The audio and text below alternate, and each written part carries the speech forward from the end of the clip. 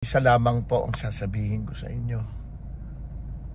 Wala pong magnanakaw na Duterte. Magandang araw po. Ako po si Philip Salvador. Umaabot sa inyo, hindi po bilang politiko. Ako po umaabot sa inyo bilang isang mamamayan. Maabot po ako sa inyo at humihiling ng inyong mga dasal. Ipagdasal po natin si former President Rodrigo Roa Duterte. Ipagdasal po natin ang ating Vice Presidente ngayon na si Inday Sara Duterte.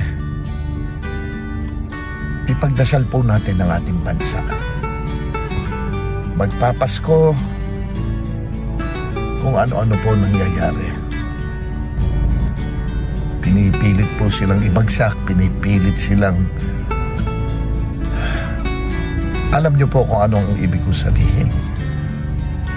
Naawa po ako sa mga mamamayan, naawa po ako sa ating mga sarili kasi po Kapaskuhan, ito po ikarawan ng ating Panginoong Hesukristo. Pero mas importante yata sa ginagawa nila ang magpabagsak ng mga taong alam po natin na mula noon hanggang ngayon nagseserbisyo sa mga Pilipino.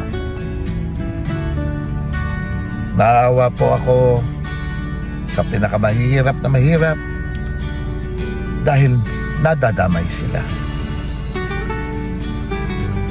Ngayon po, Kapaskuhan, baka pwede naman po isama nyo sa inyong mga dasal ang ating former President Rodrigo Roa Duterte,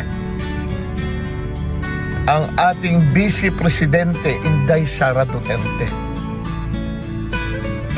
Isa lamang po ang sasabihin ko sa inyo. Wala pong magnanakaw na Duterte. Ako po si Philip Salvador. Bumabati sa lahat ng Pilipino.